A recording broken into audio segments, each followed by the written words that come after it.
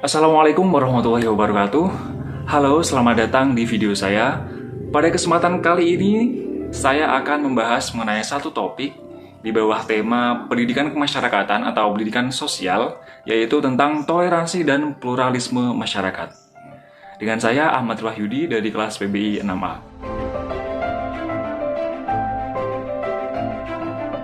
Nah, dalam video ini, kita akan bahas mengenai beberapa subbab terkait topik.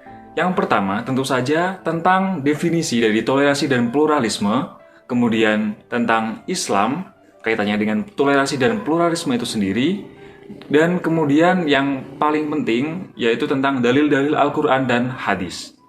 Nah, pembahasan yang pertama yaitu tentang apa itu toleransi. Nah, jadi toleransi dapat diartikan sebagai satu sikap atau tindakan yang menghargai suatu perbedaan. Nah, perbedaan di sini bisa mencakup apa saja, termasuk agama, suku, kebangsaan, pendapat, pemikiran, dan lain-lain yang mana tidak sejalan dengan milik kita. Nah, toleransi yang dalam bahasa Arab disebut dengan as-samahah adalah satu konsep modern yang menggambarkan sikap saling menghormati tersebut, saling bekerja sama di antara satu kelompok-kelompok masyarakat yang berbeda baik secara etnis, budaya, kebahasaan yang sudah disebutkan tadi. Nah, jadi kita sebagai warga Indonesia yang mana berdasarkan Pancasila, kita bisa melihat dalam sila pertama yang berisi bahwa bertakwa kepada Allah, kepada Tuhan, menurut agama dan kepercayaan masing-masing adalah mutlak. Nah, jadi bisa kita ketahui semua agama itu menghargai manusia, maka sudah sepatutnya bahwa semua umat beragama juga wajib saling menghargai, begitu. Dengan demikian, antar umat beragama yang berlainan keyakinan akan terbina kerukunan hidup dan berdampingan dengan damai. Pembahasan yang kedua yaitu tentang pluralisme. Nah, jadi apa itu pluralisme? Pluralisme itu bisa diartikan sebagai suatu paham atau pandangan hidup yang menerima atau mengakui satu kemajemukan atau keanekaragaman dalam suatu kelompok masyarakat. Nah, keanekaragaman ini yang dimaksud adalah misal agama, suku, ras, etnis, budaya, dan lain-lain seperti hanya dalam toleransi. Nah, jadi pluralisme ini adalah suatu fenomena yang tidak dapat kita hindari. Kenapa? Karena sejatinya Allah itu menciptakan segala sesuatu di muka bumi ini dalam bentuk yang bermacam-macam. Baik manusia, ada laki-laki dan perempuan, hewan, tumbuhan, ada banyak macamnya. Jadi bisa kita artikan bahwa manusia itu adalah bagian dari pluralisme itu sendiri. Nah, jadi menerima kemajemukan atau keanekaragaman ini berarti menerima adanya perbedaan. Nah, perlu diingat, menerima perbedaan di sini bukan berarti kita menyamaratakan semuanya, tapi kita mengakui bahwa ada suatu hal atau hal-hal yang tidak sama.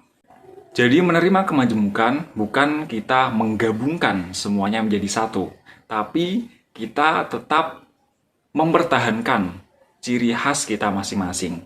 Kita hanya perlu mengetahui bahwa satu hal itu berbeda dengan kita. Begitu. Pembahasan yang selanjutnya yaitu tentang bagaimana pandangan Islam tentang toleransi dan pluralisme ini. Nah, jadi di dalam Islam, sikap saling menghargai atau toleran dengan semua umat beragama atau umat-umat yang berbeda keyakinan dengan kita adalah suatu hal yang mutlak kita jalankan. Karena ini adalah satu bagian dari sikap pluralisme. Nah, namun anggapan bahwa semua agama adalah sama ini tidak diperkenankan. Jadi di dalam Islam, kita harus menampilkan wajah Islam yang ramah, rahmatan lil alamin dengan semua makhluk di muka bumi ini, baik yang berbeda keyakinan dengan kita. Jadi kita justru diperintahkan untuk saling berinteraksi, bertukar pikiran dengan umat-umat yang berbeda keyakinan dengan kita, seperti umat Kristen, Hindu, Buddha, dan lain-lain. Kita bisa mengambil sisi positifnya, yang mana kita bisa menggali nilai-nilai keagamaan melalui suatu diskusi yang dilakukan secara bersama-sama dan tetap mengindahkan norma-norma yang baik. Jadi kita dilarang keras, di mana kita memaksa atau bersikap kasar dengan orang yang berbeda keyakinan dengan kita, di mana kita memaksa orang tersebut untuk satu keyakinan dengan kita. Jadi Allah sendiri telah melarang Nabi Muhammad dan umat-umatnya untuk memaksa orang kafir untuk masuk Islam, karena sejatinya keyakinan itu adalah tanggung jawab Allah Subhanahu wa Ta'ala sendiri. Nah, dengan sikap toleran dan saling menghargai pandangan orang lain yang berbeda dengan kita, akan tercipta suatu masyarakat yang plural, di mana keberagaman dan perbedaan itu bukan hal yang patut dipermasalahkan. Namun, perbedaan-perbedaan itu menjadi penguat semua orang untuk bersatu, untuk bergandengan tangan, hidup berdampingan dengan rukun, dan tidak akan ada suatu pertikaian yang mengatasnamakan fanatisme, keyakinan, dan lain-lain yang bisa berujung pada peperangan. Nah, selanjutnya kita akan mengetahui ayat-ayat Al-Quran apa saja yang membahas mengenai toleransi dan pluralisme. Kemudian juga nanti dilanjut dengan pembahasan hadis-hadis apa saja yang membahas mengenai toleransi dan pluralisme. Nah, di sini saya mencantumkan satu ayat dan satu hadis.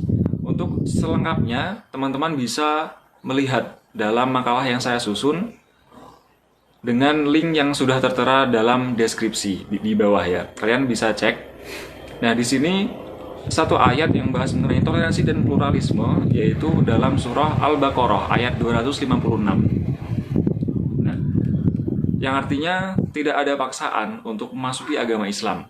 Sesungguhnya telah jelas jalan yang benar daripada jalan yang sesat.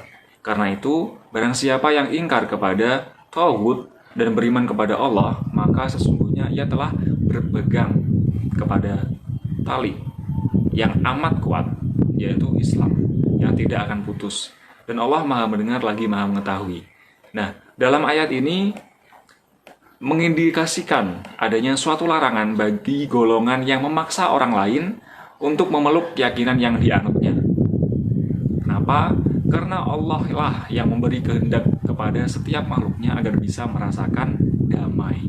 Nah, sedangkan adanya paksaan itu dapat menyebabkan masyarakat tidak lagi merasakan adanya kedamaian. Jadi dapat disimpulkan bahwa tidak ada unsur paksaan terhadap orang-orang non-muslim untuk menganut atau memeluk agama Islam.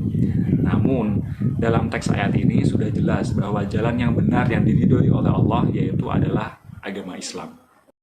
Nah, selanjutnya dalil hadis yang membahas mengenai toleransi dan pluralisme. Jadi di sini saya telah mencantumkan satu hadis yaitu Sahih Bukhari nomor 1934 yang terjemahannya sebagai berikut. Telah menceritakan kepada kami Ali bin Ayyash, telah menceritakan kepada kami Abu Hasan Muhammad bin Mutarif berkata, telah menceritakan kepada saya Muhammad bin Al-Munkadir dari Jabir bin Abdullah radhiyallahu an bahwa Rasulullah SAW bersabda, Allah merahmati atau menyayangi seseorang yang toleran dalam menjual, membeli, dan memutuskan perkara.